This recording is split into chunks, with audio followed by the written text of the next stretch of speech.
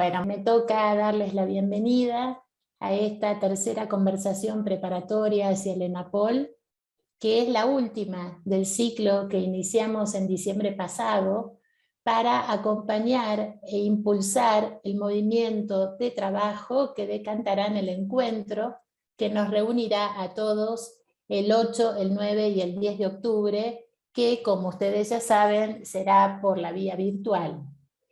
La organización del evento se está llevando adelante de manera impecable, a cargo de Lisbeth Ahumada en la presidencia y Luis Aragón en la dirección, con un equipo conformado por representantes de cada escuela que trabajan codo a codo, promoviendo los lazos y causando el deseo de participar. Prueba de ello es que, además de los grupos de las conversaciones que reúnen al debate a casi 150 colegas de toda América y algunos de Europa y también de Canadá, y la cantidad de participaciones en el boletín que ustedes habrán podido apreciar, hemos recibido 233 contribuciones para la jornada clínica, lo cual de plano promete un acontecimiento verdaderamente espectacular.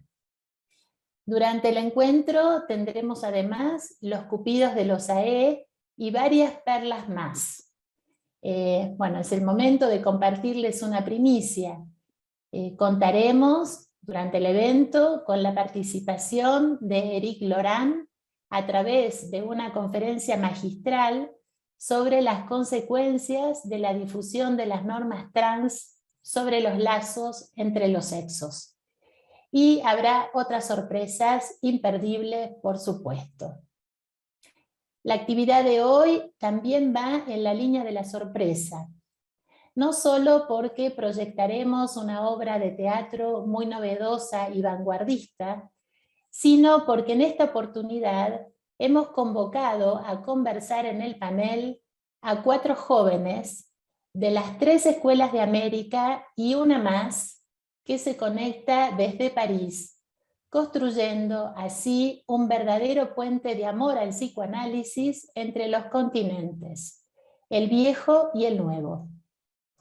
El 10º ENAPOL se interesa por lo nuevo. La invitación es a lo nuevo en el amor, pero también se extiende y resuena en nuestro interior con lo nuevo en las escuelas, lo que las interroga, lo que las actualiza, lo que las descompleta, las nuevas transferencias, las nuevas enunciaciones, los deseos frescos que se unen a la causa analítica, renovando los lazos. Bueno, sin más, los invito ahora a disfrutar de la obra de teatro Si es para mí, no estoy, que es una creación de Pablo Ariel Burstyn, y al final de la obra regresaremos al panel para abrir la conversación.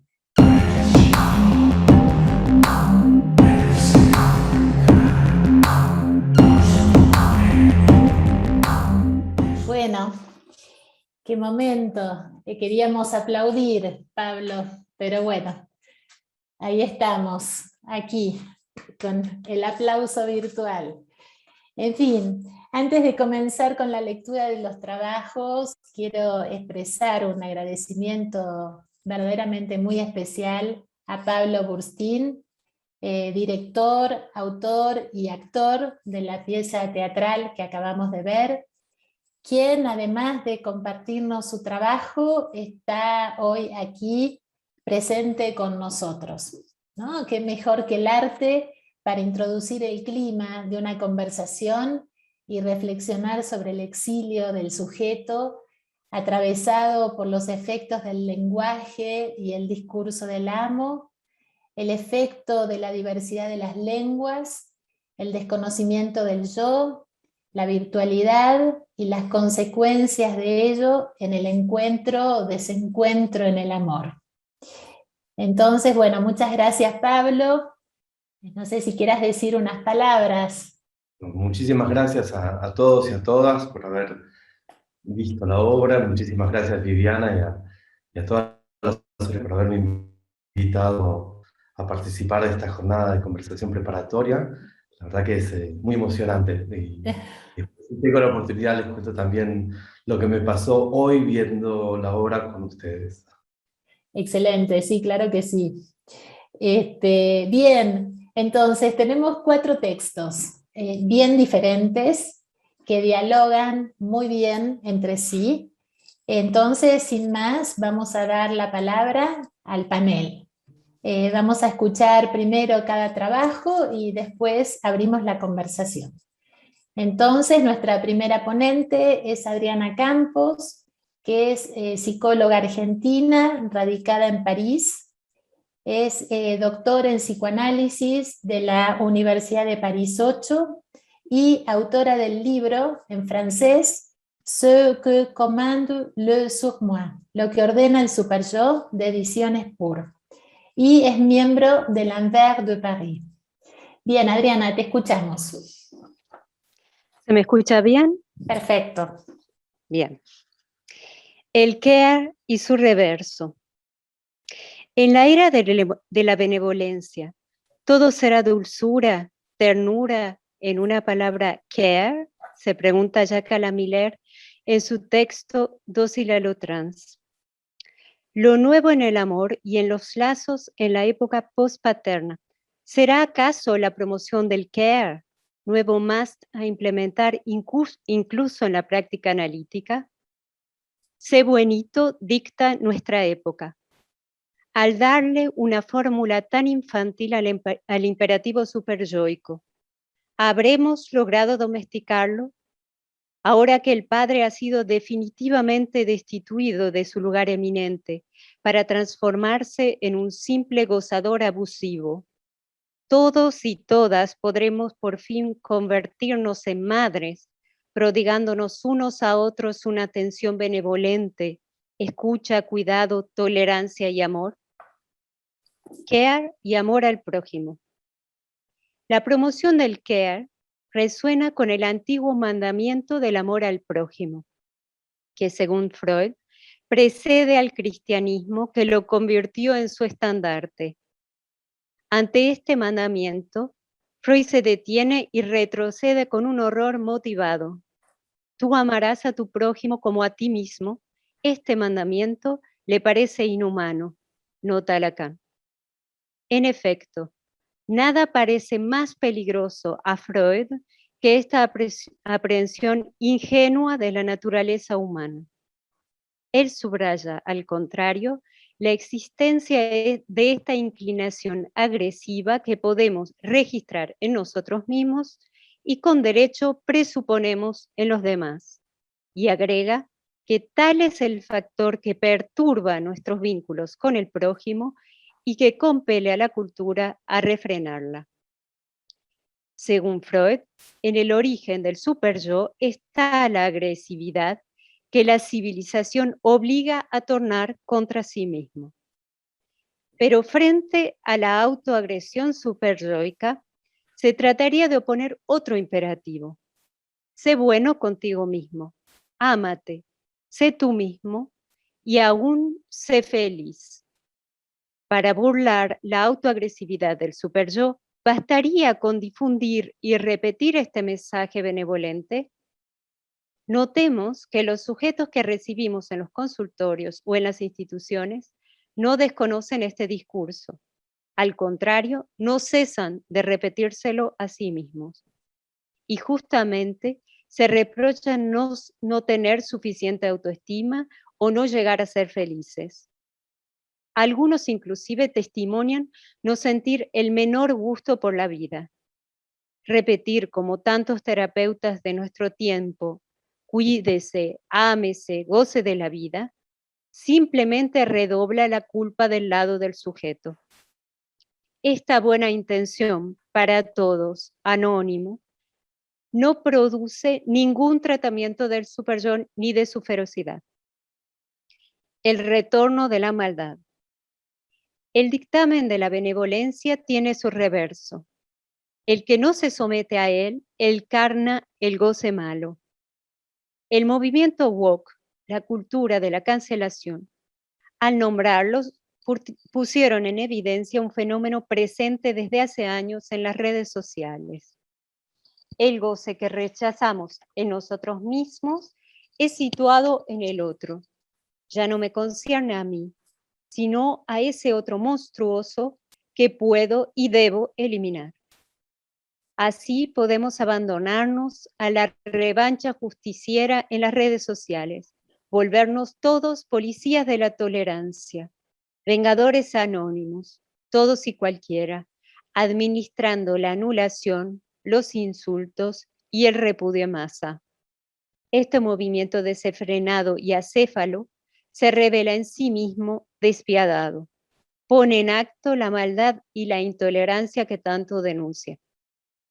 La voluntad de eliminar el goce malo parece realizar la desolidarización pulsional de la que Freud vaticinaba las más graves consecuencias, en la medida en que la tendencia monótona de la pulsión de muerte se desataría de toda ligazón libidinal. Así, por ejemplo, se ha eliminado el toque de humor sádico que caracterizaba antes los dibujos animados. Hoy son de una bondad unívoca.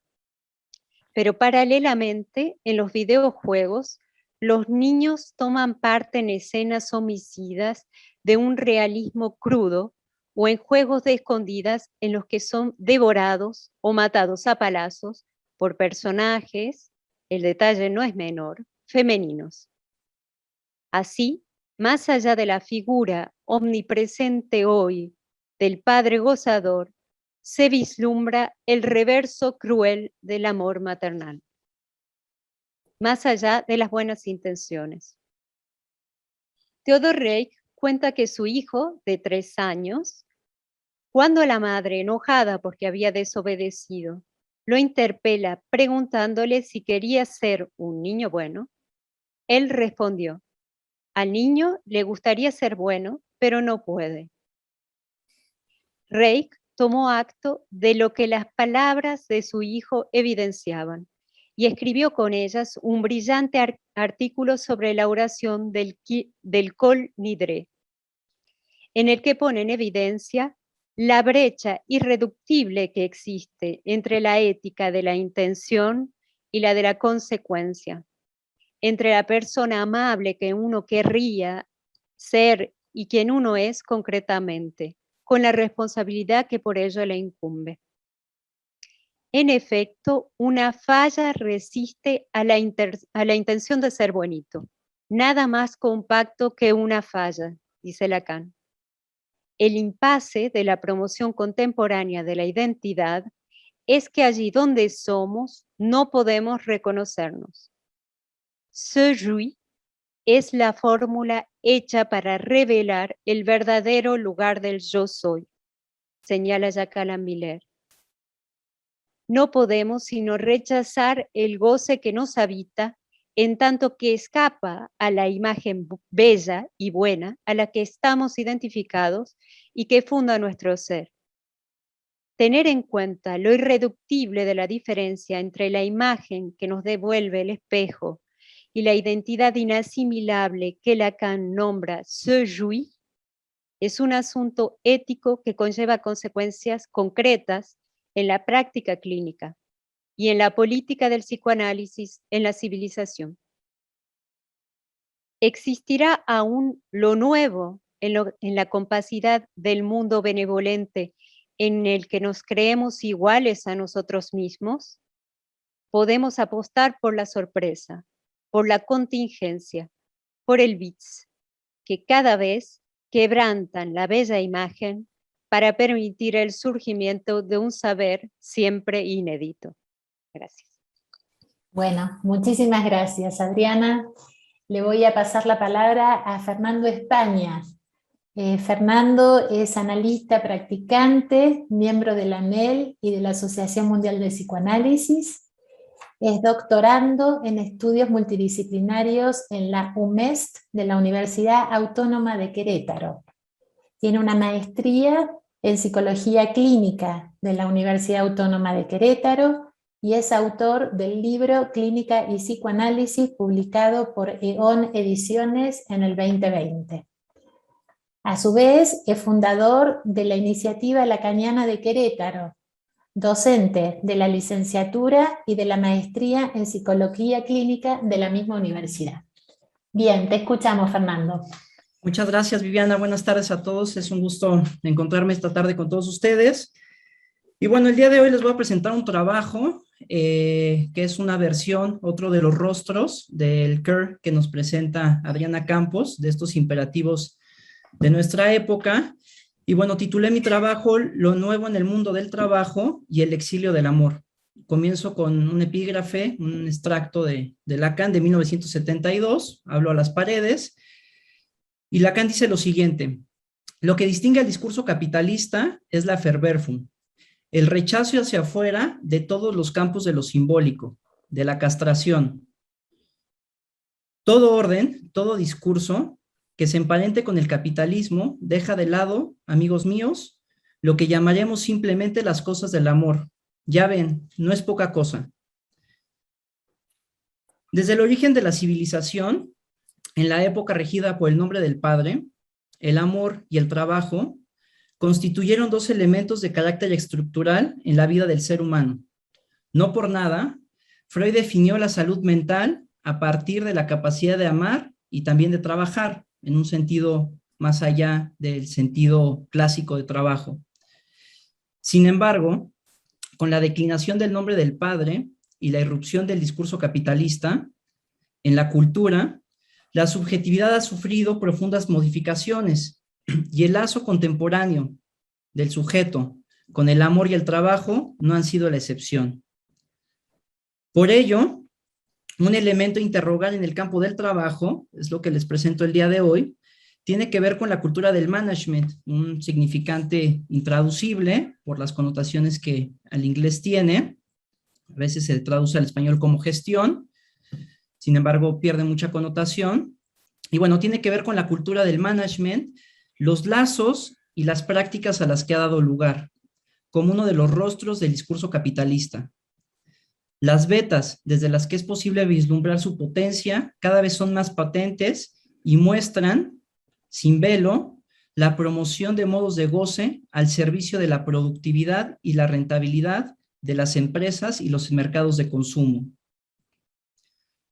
La fuerte presencia ideológica del management en el ámbito del trabajo y su amplio alcance social han llevado a que saberes que se gestan en la más alta academia anglosajona, en el mundo de la consultoría empresarial, permeen distintos campos sociales. A través de ideas y de prácticas muy concretas, de uso cada vez más frecuentes, que bajo la lógica de imperativos ideológicos, como nothing is impossible, en su función de significantes amos, o como este que nos compartía Adriana, de cuídate, sé bueno contigo mismo, ámate. En su función de significantes amos, niegan la inexistencia de la relación sexual. Lo humano, entonces, pasa a ser considerado un recurso más en la empresa, al mismo nivel que el capital y la tecnología, un factor entre otros.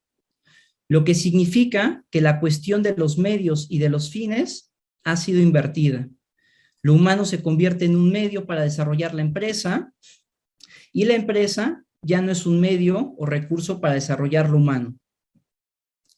Así, acorde a la lógica del discurso capitalista, tal como nos los muestra Lacan, se aprecia la inversión en la relación del sujeto con el trabajo, que de haber sido en su origen un medio, se transformó en el fin en sí mismo, convirtiendo al sujeto en el objeto de dicho fin, al introducirlo a un lazo sin mediación, sin la mediación de algún punto de imposibilidad, a través de la promoción de una relación toxicómana al trabajo, bajo la promesa de un éxito o de esta demanda de abundancia que comentaba Ricardo Seldes. Si llega a ser alcanzado, este éxito siempre termina por resultar insuficiente. De esta forma, desde el management y la cultura que se promueve, se pretende establecer la idea de sujetos poseedores de un pensamiento que ellos mismos pueden controlar, cuyo lazo al cuerpo es relegado a segundo plano y reducido a un uso meramente pragmático, al servicio del rendimiento. En un artículo titulado Tú según los números, publicado en una importante revista de negocios de Harvard Business Review, su autor afirma que lo que él llama, fíjense, el autoanálisis, ya no hace falta el psicoanálisis bajo esta perspectiva, lo que él llama el autoanálisis le permite al individuo tomar el control de todo lo que sucede. Dice el autor, Wilson dice lo siguiente: el individuo puede desarrollar experimentos autónomos para identificar qué tareas y técnicas le hacen ser más productivo y estar más satisfecho, y a partir de ahí implementar los cambios que sean necesarios. Para hacerlo bien, tienes que entender las herramientas y desarrollar un enfoque. El primer tipo de herramientas son las de seguimiento, que revelan patrones que te ayudan a establecer objetivos. Te permiten documentar rutinas, respuestas físicas, por ejemplo, las horas de sueño, el ritmo cardíaco y los alimentos consumidos o las calorías quemadas. Esto lo apreciamos a través de los gadgets como los smartwatch o el Apple Watch, una serie de dispositivos que van monitoreando cada una de nuestras actividades físicas, consumos, en fin. Entonces, con esta información, dice Wilson, la puedes utilizar para saber, por ejemplo, cómo el consumo de cafeína o de azúcar afecta tu rendimiento laboral. Hasta ahí, nada, digamos, preocupante, podríamos decirlo así. Sin embargo, dice, fíjense, que esto también permite, este monitoreo y este autocontrol, permite verificar qué interacciones en la oficina hacen subir tu presión arterial. Es decir, definir con quién interactúas y con quién no, en función de lo que esto te provoca a partir del rendimiento que puedes tener dentro de tus actividades laborales. Se aprecia entonces la promoción de modos específicos para gozar entre los llamados, en el mundo del management, líderes de las organizaciones, que también pues, son los líderes políticos en muchas ocasiones, a través de nociones como autoanálisis, resiliencia, ambiente, hábitos y sistemas, que promueven la idea de un control y un dominio físico, mental, emocional e incluso espiritual de las personas en beneficio de la rentabilidad organizacional. Se intenta con todo esto, podemos leer a partir de esto, el intento por forjar sujetos autogestivos más allá del deseo y lo singular de cada uno, de su goce, sin la necesidad de un lazo al otro, y una supuesta inexistencia del síntoma que bien los psicoanalistas sabemos constituye un índice irreductible del malestar en la cultura. El management, así, representa una industria que orienta sus esfuerzos a la promoción de sujetos exiliados de su inconsciente y por lo tanto también del amor. En la medida en que el lazo con el otro, al no ser fuente de algún beneficio inmediato o de la optimización en el rendimiento, constituye un obstáculo en la carrera al éxito. El rechazo radical del amor, la forclusión del sujeto, el aplastamiento del inconsciente y el goce al servicio de la rentabilidad son patentes. Sin embargo, amigos, estimados colegas, nuestra práctica y los sujetos que son alojados al interior de la experiencia analítica a través de distintos malestares como el insomnio, el estrés, la depresión, la ansiedad, ataques de angustia, en fin, muchos malestares, y los síntomas que en la experiencia analítica toman forma, muestran que el inconsciente aún existe e insiste en ser escuchado. De ahí la importancia de una clínica del trabajo que permita encontrar formas de hacer existir una política del síntoma que apuntale uno por uno un saber hacer con lo singular del goce y el deseo que habita en cada parlet. Muchas gracias. Bueno, gracias a ti, Fernando. Y seguimos con Gilson Giannini, que también es recientemente miembro de la EBP y de la MP. Es profesor de psicoanálisis en la Universidad Federal de Minas Gerais y es editor de la colección Obras Incompletas de Sigmund Freud. Bueno, Gilson, te damos la palabra. Boa tarde, muito obrigado a todos e todas. Às vezes, para dar um passo à frente, a gente precisa de dar 2 ou 3 passos atrás. Para falar do Novo Amor, então, eu quero retomar um poema épico, heróico, que foi publicado em 1581, a obra do poeta renascentista Torquato Tasso, Jerusalém Libertada. Meu texto se chama Exilados em Nossas Próprias Casas, o amor em tempos de pandemia. Esse poema narra os últimos meses da Primeira Cruzada, quando o exército cristão recuperou Jerusalém do domínio turco. A ação se passa cerca de 500 anos antes. O enredo é entremeado de tramas românticas fictícias que envolvem alguns personagens históricos. Tancredo, o cavaleiro cristão, apaixona-se por Clorinda, uma garota muçulmana, filha de pais africanos. Na noite em que a destemida Clorinda, vestida com a armadura do exército muçulmano, consegue atear fogo a uma torre do exército cristão, ocorre uma batalha singular entre os dois amantes. A batalha avança pela noite escura e rompe a manhã. Tancredo mata sua amada sem reconhecê-la. Aos primeiros raios de luz, o algoz pergunta o nome de seu oponente agonizante, que se recusa a abrir a boca. E quando ela fala alguma coisa, não é para dizer seu nome, mas para lhe fazer um pedido. Ela pede para ser batizada. Ela quer receber um nome. Quando o herói reconhece a voz de sua amada, ele percebe o destino trágico se cumprir diante de seus olhos.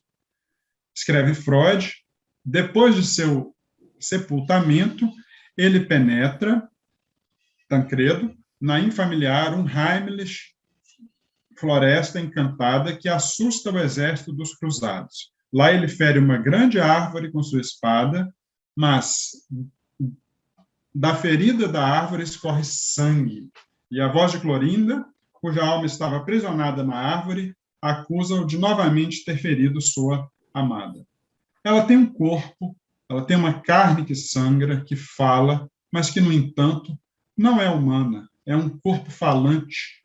O inconsciente aparece aqui como um trou de souffleur, literalmente. Notem que, no poema de Tasso, as duas cenas que se repetem são qualitativamente distintas. Enquanto a primeira seria meramente acidental, o segundo ferimento é da ordem do infamiliar, ominoso, estranho, sinistro, Unheimlich. O que fascina Freud é que Tancredo, tal como Édipo, age sem saber. Estamos diante de uma espécie de passagem do trágico ao infamiliar. 2 tipos de repetição. A repetição trágica, edípica, e a repetição infamiliar, Unheimlich, além do Édipo, que, de certa forma, é homóloga a 2 modalidades do inconsciente, o inconsciente simbólico transferencial e o inconsciente real. Tancredo fere de morte sua amada não apenas uma, mas 2 vezes. Na primeira cena, Clorinda estava irreconhecível em uma armadura que não era a sua. Na segunda cena, continuava irreconhecível, mas desta vez ocultada em uma árvore no meio da floresta Unheimlich. Na primeira cena, o que realmente esconde Clorinda não é tanto a armadura ou a noite, mas principalmente a cegueira obstinada de Tancredo. Na segunda cena, não. O reconhecimento ele seria, então, estruturalmente impossível. Clorinda agora é radicalmente inumana. Como um buraco negro, a árvore atrai para si a espada que Tancredo lança aleatoriamente. Mas, diferente de Antígona, Clorinda não procura a morte. Na primeira cena, vestida na armadura, Clorinda se cala quando ainda tinha o que falar, esperando, talvez, que Tancredo percebesse o óbvio, mas só deixa o herói apaixonado ouvir sua voz quando era tarde demais para que a palavra pudesse fazer algum laço. Ela lutou bravamente até o fim sem dizer uma palavra. Ela sabe que a relação entre os sexos não existe. Ela sabe que existe um muro, que ele não entenderia uma palavra que viesse de uma mulher, ainda mais africana, muçulmana, que ele, no entanto, amava. Ele teve a noite toda para reconhecê-la, mas desperdiçou tudo que amava em sua luta por puro prestígio. Enredo trágico por excelência. O herói, cegado por suas paixões, suas certezas religiosas e políticas, por sua certeza de lutar contra o mal do lado do bem, vai até o fim, incapaz de reconhecer o gozo opaco, radicalmente outro, que está diante dele, que está apenas a um passo, que está logo ali, mascarada. Clorinda não fala com Tancredo. Tudo se passa. É possível reconhecer a amada dentro do tronco de uma árvore, tudo que temos é a sua voz, como um objeto destacado do corpo. Enredo para além do trágico, para além do princípio de realidade, ou mais precisamente, infamiliar, inumano. Estamos diante de duas formas de amor. Durante a pandemia de Covid-19, fomos confrontados com uma espécie de experiência generalizada do Unheimlich, do estranho, do sinistro, do infamiliar, do ominoso. Se muitos já haviam percebido que já não existe mais a Heimlichkeit humana, a pandemia nos confrontou com uma experiência generalizada de um Unheimlichkeit, com a impossibilidade de nos sentirmos em casa. Fomos confrontados com um regime forçado de retorno à casa, a uma casa que não existia mais. Se não é mais possível nos sentirmos em casa, o que acontece se, de repente, estamos lançados dentro de casa? Alguns casais precipitaram decisões de viver juntos. Para outros, por outro lado, a convivência full-time resultou em separação ou em violência. Fomos privados de nossas estratégias padrão diante da solidão. Para uns, o sublime trabalho, para outros, as diversões e suas tragédias. E, de repente, nossa clínica estava povoada de Tancredos e Clorindas. A quarentena nos isolou em florestas de concreto e de vidro, infamiliares, ominosas, sinistras. Exilados em nossas próprias casas, experimentamos uma invasão maciça da ficção na realidade, tornando a forclusão não apenas generalizada, mas também a flor da pele, a flor dessa casca de nogueira de nossos smartphones, onde o nosso corpo é reduzido à voz e a sangue. Na cruzada contemporânea, nossas armaduras são máscaras, mas Clorinda, essa guerreira meio trans, oriunda do continente negro, não se cala mais, para o desespero ainda maior dos novos Tancredos. Obrigado. Bueno, muchas gracias, Gilson. Bueno, y ahora voy a presentar a Dolores Amden, que es también recientemente miembro del EOL y del MP. Ella es admisora de pausa, es docente en la Cátedra de Psicopatología de la Universidad de Buenos Aires y también colaboradora docente en el Instituto Clínico de Buenos Aires. Bueno, Dolores, te doy la palabra. Bueno, muchas gracias, Viviana. Bueno, buenas tardes a todos. Desde esta perspectiva trágica que nos trae Gilson, yo voy a retomar la obra, la experiencia teatral que trajo Pablo y que me impactó mucho y me gustó mucho, así que bueno, comparto mis resonancias. Exilios y amores en plural. La obra está de lleno atravesada por la contingencia, como también lo está el amor. A su vez, al poner en escena las huellas del exilio, me invita a pensar la posible relación entre ambos términos, el exilio y el amor. El exilio nombra un lugar incómodo, no deseado, que lleva la marca de la elección forzada. Hay exilios territoriales, políticos, dolorosos. Y hay exilios interiores, como nos señala Gilson, donde los cuerpos se quedan en el mismo lugar. Voy a forzar un poco la palabra, torcerla, para despegarla de la connotación político-territorial y sobrevolar el exilio desde la perspectiva del psicoanálisis. La palabra exilio refiere tanto a un acto como a un espacio. También podemos declinar el exiliarse de un lugar y el exiliarse en un lugar. Con estas modulaciones del término podemos ordenar algunas de nuestras nociones y conectarlo con el amor, como nos lo propone la conversación de hoy. Amplío la pregunta. ¿Del amor nos exiliamos o en el amor nos exiliamos? Primera escala, lo real.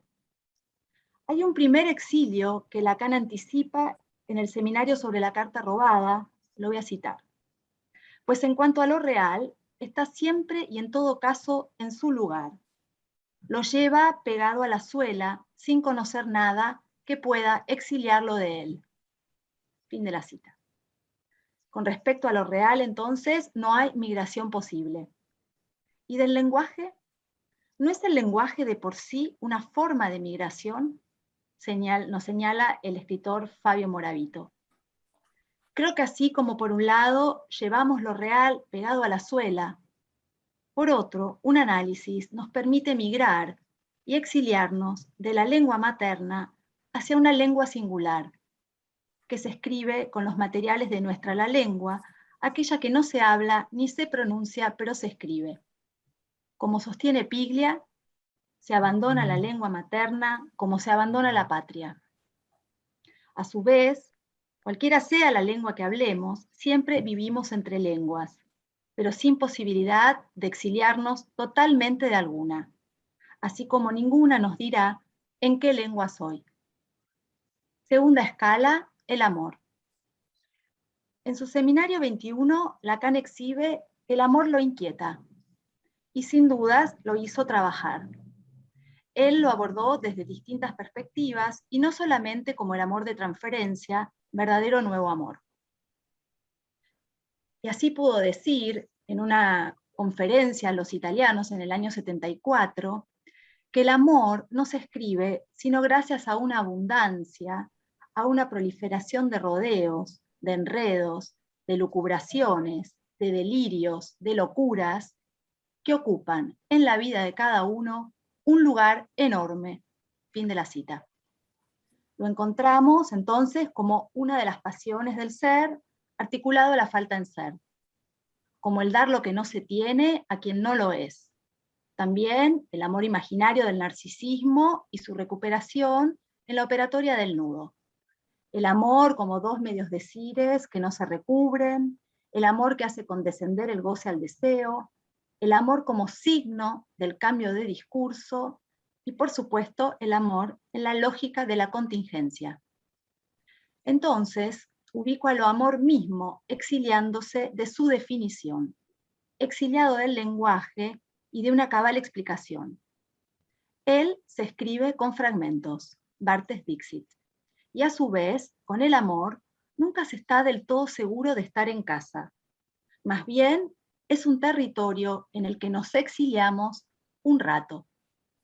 Las neurociencias intentan cuantificarlo al calcular cuántos neurotransmisores se liberan en un beso. El coaching emocional, que prolifera en el Instagram, por lo menos en los de Buenos Aires, pretende dar con la receta de la relación no tóxica, mientras que el amor lacaniano escapa a un saber cerrado. En el corazón de la obra encontramos su mensaje que nos dice que el amor nos permite ese juego de presencia-ausencia, en ese poco, en ese guiño que me puede cambiar la vida. Tercera escala, la relación sexual. Hay un tercer exilio a ubicar si seguimos el recorrido de Lacan.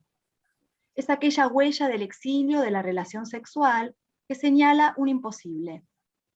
es en el mismo momento que él anuncia este exilio radical al que estamos destinados como hablantes, que propone al amor como solución bajo la figura del encuentro, de la contingencia. Esta dará un tiempo de suspensión y por un instante la ilusión de que la relación sexual cesa de no escribirse. Este es el punto de suspensión del que se ata todo amor. Instante, ilusión, ya que al amor que surge al consentir a la contingencia, le sigue el drama de tornarse necesario, y ahí vuelta a la cascada de malentendidos y a la sucia mezcolanza. Entre el match y la cita, tal vez surjan los destellos de amor del encuentro, pero a estos les siguen la serie que transforma lo contingente en necesario. Aquella mezcolanza señalada por Lacan, hoy se ensucia con el monitoreo del en línea del WhatsApp, con el cálculo de reaccionar o no a una story, con el bloqueo o con el ghosting. Este menú prolifera con las redes sociales que descontextualizan los cuerpos. Las aplicaciones de citas están al servicio tanto de reforzar el malentendido como de propiciar el encuentro, y serán tal vez efectivas a condición de saber que estamos exiliados de toda garantía. Love is love, más allá de los haters, de la cancelación y del linchamiento digital. Ciertos amores generan indignación, pero en los consultorios seguimos escuchando anhelos, enredos, rechazos de amor. Tal vez en estos tiempos el amor, con sus nuevas retóricas, sus nuevos medios y reglas, nos siga ofreciendo un asilo frente al exilio de la relación sexual, sin olvidar que es él mismo una figura del exilio. De la creencia delirante de ser igual a nosotros mismos es posible curarse en el análisis. De la creencia en el amor pleno y eterno también. La obra capta que de lo que se trata es de girar alrededor de un vacío que no se nombra. Nos queda entonces la apertura a la contingencia, su revalorización, sin coaching posible y sin manual. Contingencia que está coordinada con lo que se repite, porque entre el cliché amoroso y el encuentro, ahí se juegan los asuntos del amor. Cierro citando a un escritor que cita a un poeta del exilio, como lo fue Joseph Brodsky, que dice: lo que amamos nos cambia, nos rescata, a veces hasta nos limpia la sangre. Gracias. Bueno, como les decía, los textos verdaderamente excelentes. Ahora vamos a conversar un poquito entre ellos y entre los autores. Tenemos la versión Kear del amor, tal como Adriana desarrolla en su texto, comandada por el imperativo superyoico de la época, el Nothing is Impossible del management y el discurso capitalista, que proponen la ficción de un sujeto gestor de sí mismo, cuando para el psicoanálisis, en tal caso, el imposible está más bien en referencia a la relación sexual. No hay relación sexual, es lo que sostiene el psicoanálisis. Para el psicoanálisis, en la medida en que la relación sexual no existe, hay síntoma, hay sujeto, hay inconsciente, mientras que la sociedad del rendimiento más bien forcluye al sujeto. Luego, a través, Gilson nos transporta 500 años en la historia, tenemos la historia de Tancredo y Clorinda, y así se abre el campo para pensar el amor y la ficción, el fantasma, el deseo y el goce. Y Dolores agrega al exilio y el amor la contingencia. Dirá: al amor que surge al consentir a la contingencia, le sigue el drama de tornarse necesario. Y ahí vuelta a la cascada de malentendidos y a la sucia mezcolanza. En fin, les pregunto entonces, para empezar a animar la conversación, ¿creen que estamos ante el final del amor? ¿De ese amor capaz de soportar lo otro? ¿Estaría el amor en tanto lazo con el otro diferente en vías de extinción? ¿El sujeto estará condenado a la vida en soledad, al exilio en su propia casa? ¿Qué observan ustedes en sus consultorios? Y después la verdad es que me quedé con las ganas. Quisiera luego, Pablo, que nos digas qué te resonó de ver la obra nuevamente y de escuchar estos trabajos que se inspiraron verdaderamente en el eco que tuvo en los autores la obra. Y también me gustaría si nos pudieras contar, o por lo menos una punta, de cuál es el secreto por el cual el arte puede tocar los cuerpos aún a través de la virtualidad, ¿no? Porque decías, al final la imagen es virtual, pero los efectos en mi cuerpo son reales. Impresionante. Bueno, les dejo la palabra. Adelante. Se abalanzan. Bueno, arranco yo entonces. Dale, Dolores. Voy. No, pensaba para contestarte todas estas preguntas tan buenas que nos haces, hay algo que dice Miller en el Ser y el Uno, que el amor es una constante antropológica, ¿no? Me parece que ahí, justamente en el momento en donde él está planteando el uno y poniéndole el énfasis a eso, el uno sin otro, él dice, pero el amor es una constante antropológica. Y en ese punto también pensaba que todas estas perspectivas que Lacan nos dejó a lo largo de su enseñanza, que yo las fui enumerando, pero que hay muchísimas más y que por supuesto habrá que cada una contextualizarla en qué momento epistémico él la dice y a qué responde, pero creo que muchas de ellas están coordinadas por los dos axiomas principales que constatamos en la época, que es la declinación del padre y el axioma del uno sin otro, ¿no? Todas estas referencias al amor. Entonces, para mí el amor es una brújula clínica, y creo que justamente todas estas definiciones que nos fue destilando a lo largo de su enseñanza nos sirven para escuchar como con más cintura las invenciones o las nuevas maneras que llegan a los consultorios para arreglárselas con estos dos axiomas de la declinación del padre y del uno sin otro, ¿no?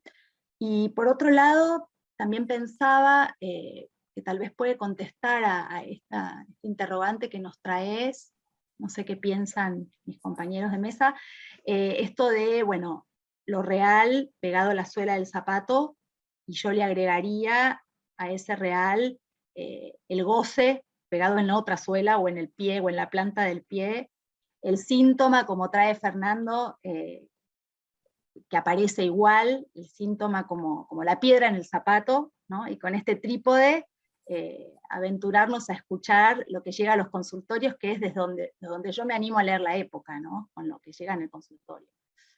No sé. Sí, coincido plenamente con Dolores. Muchas gracias por la pregunta, Viana, porque me parece que pues recoge muy bien todos los trabajos articulados en relación al amor, y un poco pensándolo no solamente desde el desarrollo epistémico, digamos, y todo este bagaje teórico, sino, como tú comentas, a partir de la clínica. Me parece que se podría responder de dos maneras la pregunta en relación al final del amor, o la existencia del amor en nuestra época. Y yo considero que discursivamente hay ese empuje, ¿no? O sea, hay un empuje al borramiento del amor y las complicaciones, los desencuentros, las dificultades inherentes al mismo, estas vueltas infines a las que aludía Dolores. Sin embargo, la clínica muestra lo contrario, ¿no? Coincido en esta idea que nos trae Dolores de la constante antropológica del amor, la necesidad del amor en el ser humano, porque esto es un irreductible, vamos a decirlo así, en nuestra consulta, donde sujetos, hombres y mujeres, sumamente exitosos, ¿no? En el campo laboral, en el desarrollo profesional, se topan en un punto donde, además de los malestares que retornan en el cuerpo, que se muestran a través del cuerpo, con una profunda insatisfacción, una profunda irrealización personal, por llamarlo de alguna manera, habiendo alcanzado la meta de esa carrera que se propusieron en determinado momento, ¿no? Y entonces, a mí me parece que ese es un indicador fundamental, muy palpable, de la existencia del amor y además del lugar del psicoanálisis, de nuestra práctica en nuestra época, ¿no? Porque es justamente lo que nos toca, digamos, recoger y donde podemos responder de una manera distinta, porque eso es también lo que pasa, ¿no? Cuando están tan acostumbrados o habituados a a terapéuticas breves o a ciertas prácticas como el coaching empresarial o emocional, como decía Dolores, finalmente se sorprenden de lo que se produce contingentemente en el espacio y en el encuentro analítico, por decirlo de alguna manera, ¿no? Entonces, me parece que no se podría decir que es el fin del amor, que sí hay un empuje al exilio de los sujetos, a esta soledad y a este jugar con la raqueta y la liga maldita para que no haga falta el otro y poder jugar de manera solo, pero finalmente eso es pura repetición y hace falta la contingencia y lo que el amor puede traer a partir de ello. Me dan optimismo ustedes. Muy bien. Adriana, te veo con ganas de participar, que te desmuteaste. Sí, sí, y aprovechando también la virtualidad me caiga encima de una cierta manera y que hace que no pueda estar todo el tiempo conectada, tengo problemas de conexión, como lo real también se presenta en lo virtual de una cierta manera, y ahí también nos encontramos el imposible con el que hay que hacer, con el que hay que arreglárselas. Tomo un poco la palabra, comenzando por pedir disculpas de este inconveniente técnico que forma totalmente parte de la conversación de una cierta manera, y especialmente de lo que trae la obra de Pablo. Tal vez si te apagás tal vez si te apagás la cámara. A ver si funciona mejor. ¿Se me escucha mejor? Te escuchamos mejor, dale. Buenísimo. Es un revival de la obra. Claro. Sí, exactamente, es lo real de lo virtual. Entonces, me parece que de una cierta manera nuestros 4 trabajos trabajan con, o giran en torno de esto de cómo arreglárselas con la imposibilidad del goce, con la inexistencia de la relación sexual. Nuestra época hay una cierta voluntad de la subjetividad de la época a saturar esta dimensión de lo imposible, que antes, el amo de antes tampoco era un amo que sabía, que invitaba a saber sobre lo imposible, pero en cambio velaba el imposible con la prohibición. Prohibiéndonos el goce, nos hacía de alguna manera creer que el goce existía y que era solo cuestión de que nos saquen la prohibición para que en fin gocemos. La subjetividad de la época me parece una subjetividad que ya no quiere más de la prohibición.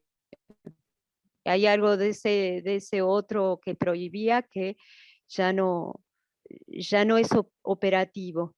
Y de una cierta manera la imposibilidad queda velada por la inyunción, por la orden de gozar, por el imperativo de goce, que es un poco lo que el trabajo de Fernando y el mío planteamos desde puntos diferentes. Otra es la cuestión del amor. Me parece efectivamente que hay algo de la subjetividad de la época, de esta voluntad de suturar la división subjetiva, que hace más difícil el acceso a su propia división, a su propio tropiezo y a ese tropiezo que se hace necesario para el encuentro. El amor queda como un sueño, una aspiración que todo sujeto quiere, como un ideal también, como algo que se quiere en la vida, pero hay veces que no se encuentra una vía para salir de un amor narcisístico, de un amor que sería ideal, perfecto, una resolución, que por fin la relación sexual existiría. Parece que esa es una verdadera dificultad de la subjetividad contemporánea. Bien. Gilson, ¿quisieras agregar algo?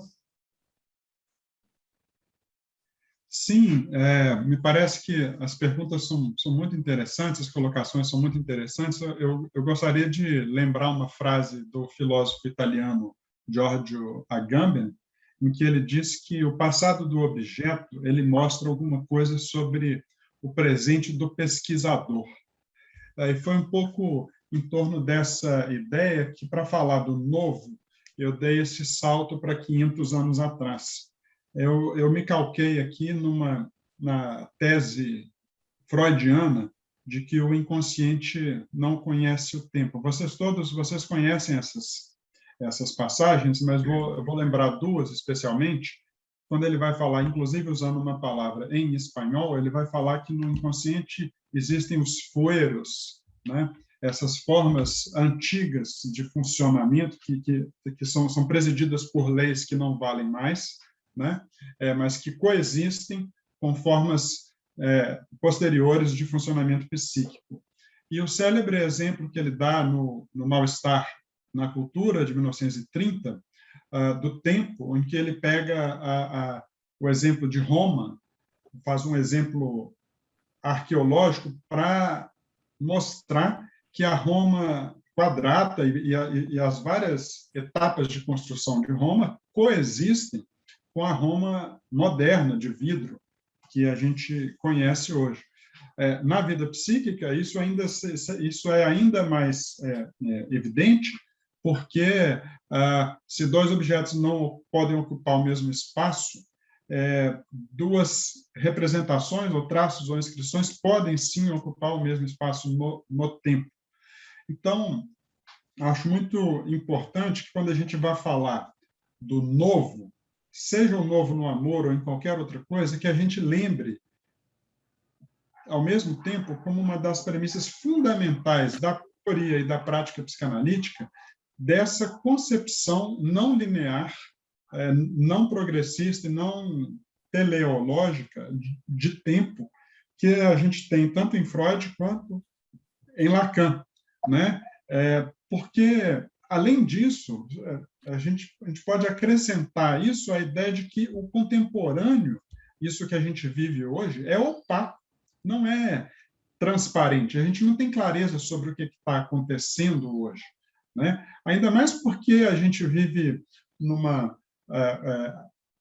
a partir de uma experiência muito regionalizada por conta das redes sociais, que são as mídias, né, que nos juntam e nos separam das outras pessoas, que basicamente são redes sociais que são constituídas por algoritmos de redundância que formam bolhas que, de alguma maneira, reforçam as minhas crenças.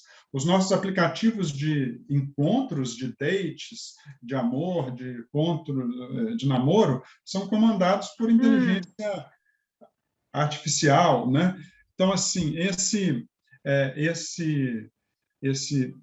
aspecto todo nos coloca diante de uma invasão maciça da ficção na realidade, a ponto de que a gente não tem mais um critério claro de distinção de ficção e realidade. Sobre mais um último ponto, sobre a nossa clínica, eu acho que, enfim, a gente não encontra mais, com a frequência que encontrava antes, aquele mito do amor romântico, né? O sonho da moça de se casar com um príncipe, coisas assim. Isso ainda existe, mas não talvez com a intensidade que ocorresse antes. Mas então, vamos dizer assim, os envelopes imaginários do amor, eles mudam. Mas, ao mesmo tempo, se levarmos em conta toda essa concepção do tempo em psicanálise, a atemporalidade do inconsciente, os fueros, as camadas, vestígios, restos, ruínas, né, de formas de vida anteriores na nossa vida contemporânea, tem alguma coisa de muito antigo que insiste, que retorna o tempo todo, com roupagens novas, etc. E uma última coisa que eu gostaria de dizer é que eu gosto muito de ler Freud como autor do século XXI. Inclusive, o nome do livro que eu estou escrevendo agora. E uma coisa que me chamou muita atenção foi essa frase, inclusive gostaria de fazer esse bate-bola aí com o Fernando, essa frase do Freud, do objetivo do tratamento analítico como o de reestabelecer no paciente a sua capacidade de amar e trabalhar. Eu acho que a gente pode retraduzir esses termos hoje, porque os termos que ele utiliza é exatamente o Leisten e o Genießen, que não dá para traduzir como trabalhar e amar. Eu acho que trabalhar e amar são formas de tradução que dizem de um certo momento da recepção do texto de Freud na psicanálise e no século XX. Porque o Leisten, em alemão, ele está mais para realizar, produzir, né? E o Genießen não é amar, é alguma coisa que tem a ver com curtir, com gozar, com uma coisa assim de obter prazer. Então são formas assim mais fluidas, mais interessantes, e talvez isso torne o Freud um autor mais importante ainda no século XXI do que foi no século XX. Ou seja, mais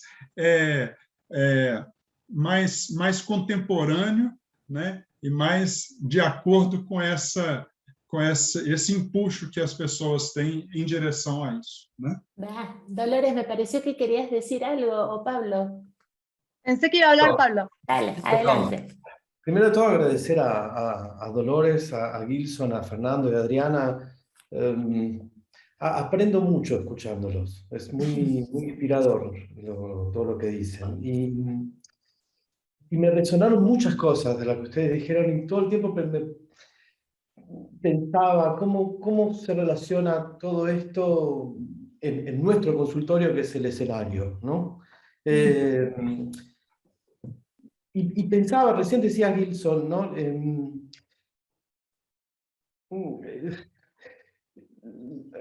No sé cómo formular exactamente, pero siento, respecto a lo que se hablaba de las redes sociales, ¿no? Como que si el teatro en este momento es el último bastión que nos está quedando de resistencia a algo que de redes tiene más que de atrapar que de conectar, ¿no?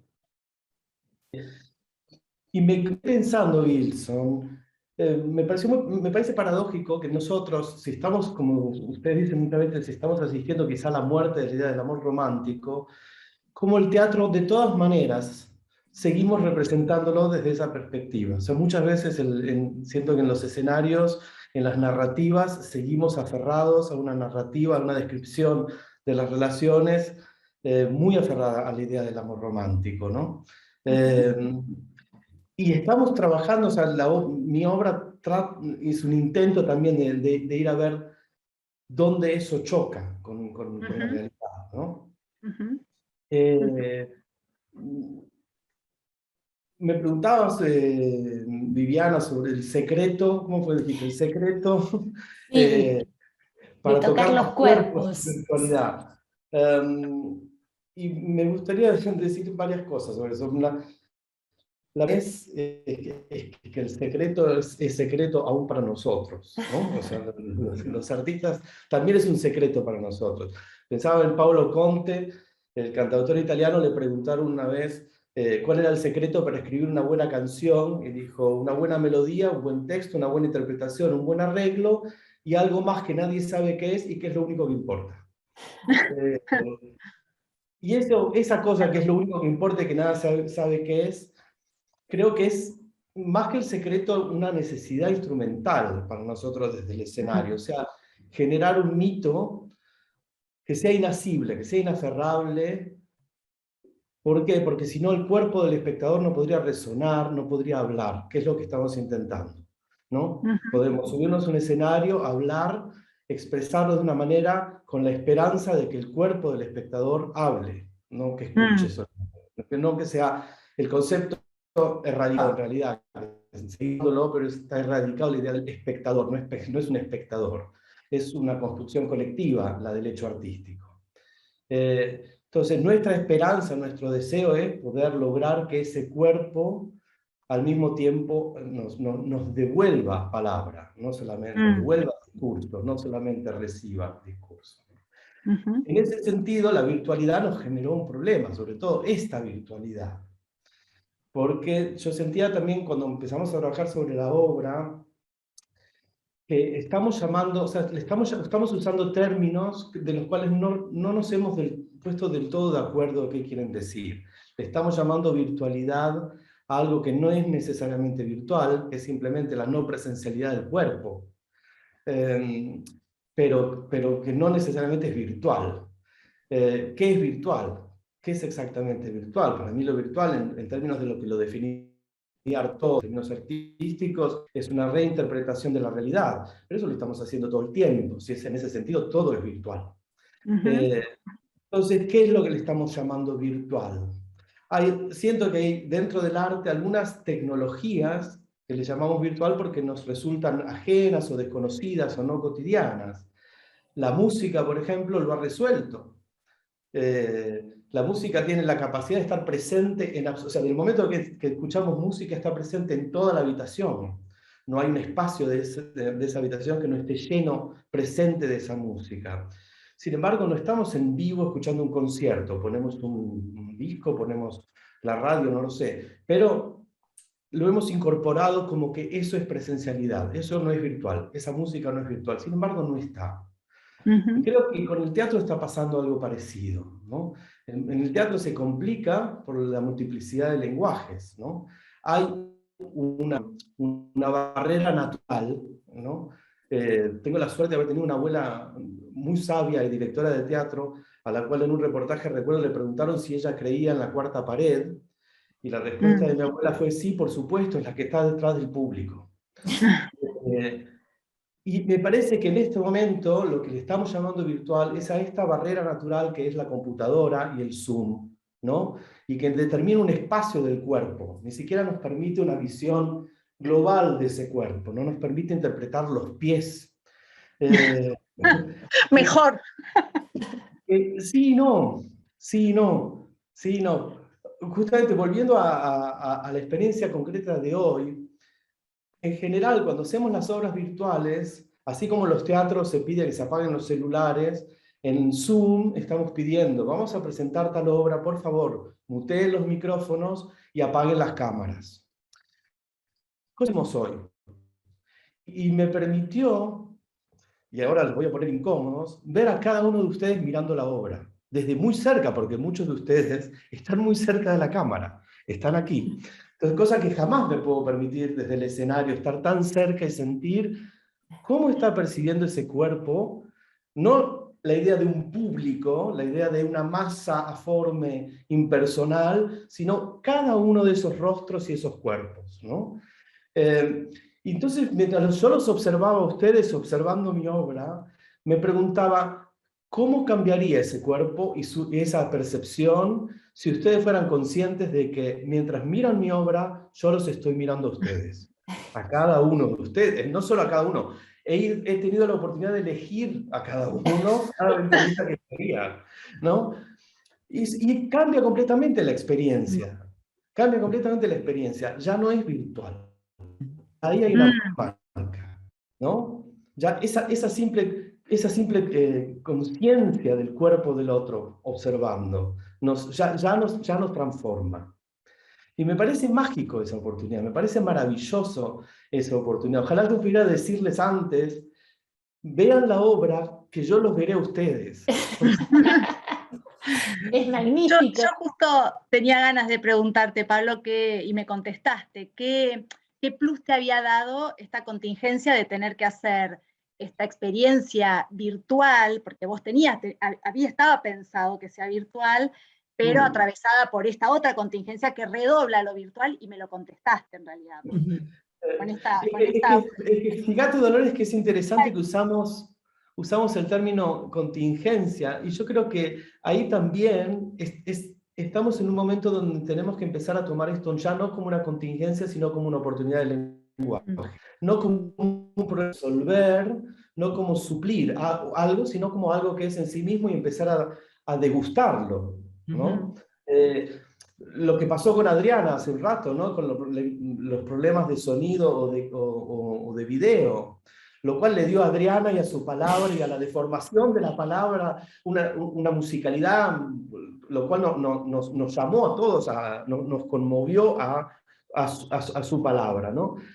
Entonces creo que la interferencia, lo digital, el píxel como tal, no es un problema a resolver, sino la idea de un lenguaje a recibir y a sentir y a preocuparnos por cómo ese lenguaje ahora nos atraviesa. Si estamos atravesados por el lenguaje, estamos atravesados también por ese lenguaje, y no es un problema en el lenguaje, sino un lenguaje en sí mismo. Bueno, Eso es un poco lo que planteábamos también con la idea de esa mano que acaricia esa espalda, ¿no? ¿Cuál es la mano que la virtualidad deja en el cuerpo?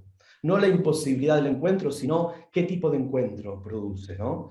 Era la idea de cómo le doy cuerpo al otro en su ausencia, que es la imagen, ¿no? La metáfora de mientras Ricardo Seldes nos cuenta y habla, que le pedí yo, por favor, podés hablar del amor, ¿no? Libre, pero tomar ese cuerpo que estaba proyectado en distintas placas y tratar de ubicarlo en un espacio todo el tiempo, hacía que esa palabra de Ricardo tome mucha más fuerza que simplemente proyectada. Dejara de ser video para ser cuerpo, ¿no? De hecho, en la obra le tuvimos que agregar problemas digitales, pensando en una teoría ya inclusive bresquiana, de alienar al público para que tome conciencia de la virtualidad del hecho teatral, en vez de que se transforme en un simple video. Entonces la pregunta para mí es, ¿qué pasa con el post? Les quito la impunidad de la pantalla. Si a ese cuerpo, ¿no? Porque yo veía, estaba quien lo miraba atentamente, quien encendió un cigarrillo, quien no miraba, porque es normal, porque es así que pasa con los espectadores, con el público. Pero ante el hecho de decir, pero mira que yo también te estoy mirando, ¿qué es lo que pasa desde el escenario, cuando es en vivo? ¿Qué pasa con ese cuerpo? Esa es la gran pregunta para mí, y a través de eso, bueno, entender qué marcas esa supuesta virtualidad está produciendo en el otro. Bueno, magnífico. Les voy a dar 1 minuto a cada uno porque lamentablemente tenemos que terminar nuestra conversación en pocos minutos, así que les voy a dar 1 minuto a cada uno. Tenemos que pasar un video magnífico también, que no quiero que se lo pierdan, así que les pido a la audiencia que se queden para el minuto de la tercera ronda de conversación, y decir una cosa que me produce ustedes, que me ha producido este encuentro, y me ha producido un efecto de renovación. Verdaderamente les digo, me parece, podría decir que el teatro tiene su ingrediente secreto, ¿no? Tiene su ingrediente secreto para hacer hablar el cuerpo del espectador.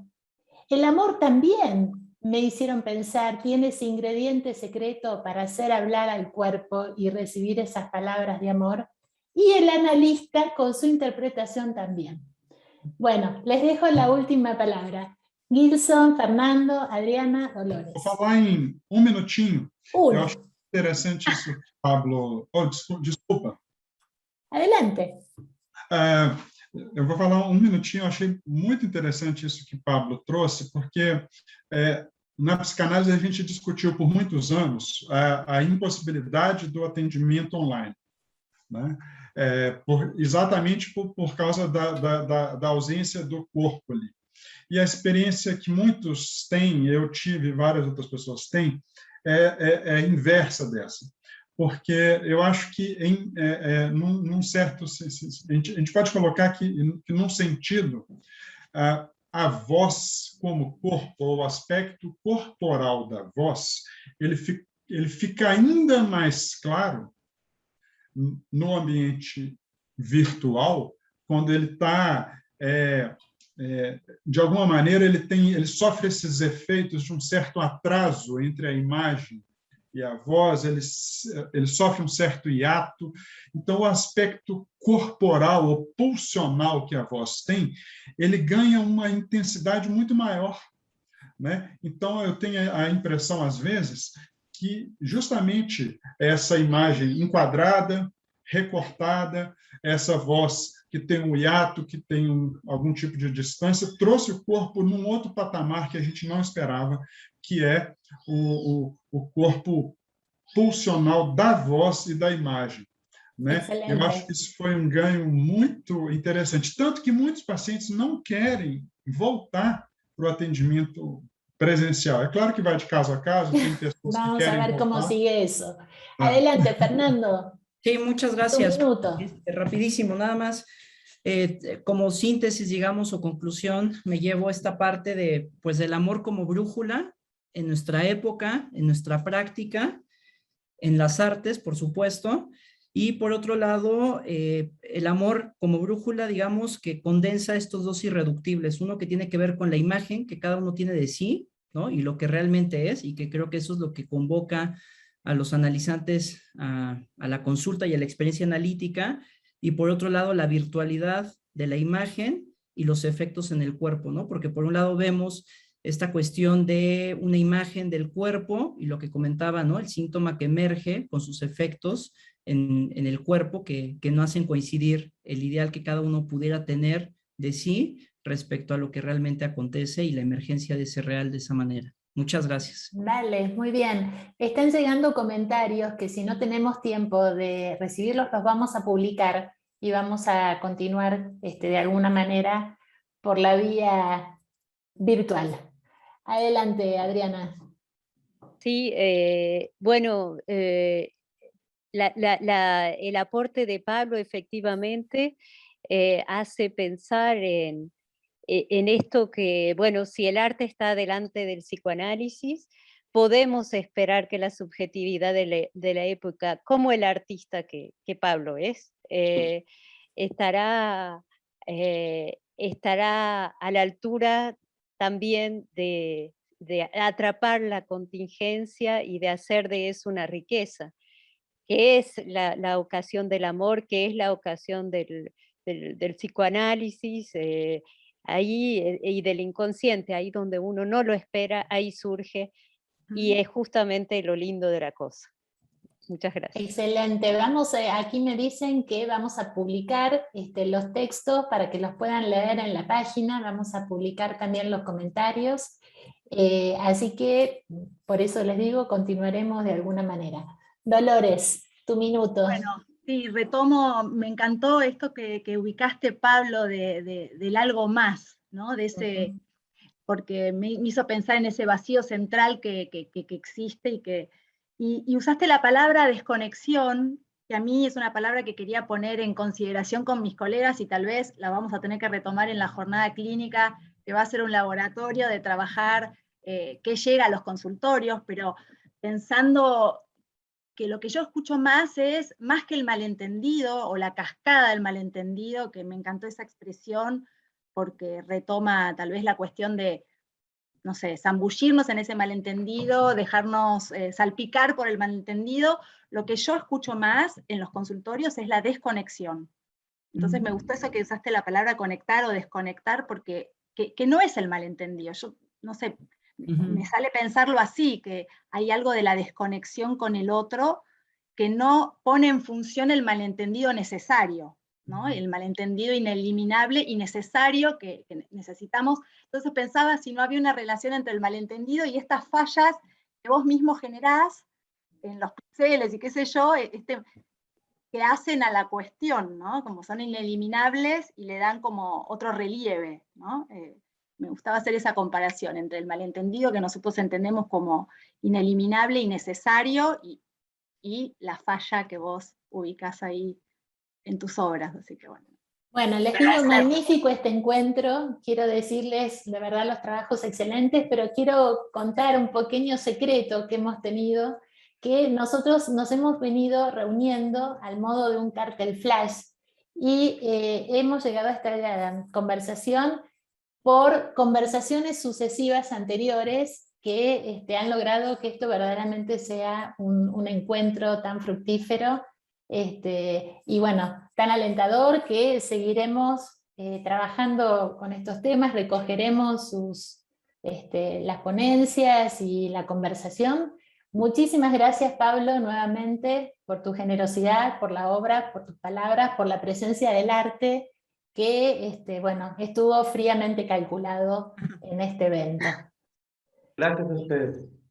Bien, los invito a ver este video magnífico que ha hecho nuestra producción, y los invitamos a visitar la página, a todavía los que no se han inscrito, que aprovechen la inscripción, que todavía tiene la segunda tarifa accesible, y nos encontraremos muy pronto, en 9 semanas, desde Santiago de Chile, y algo más que ya se irán enterando, y estén atentos a los boletines porque vamos a ir publicando algunas novedades que tendremos en el encuentro. Muchas gracias a todos.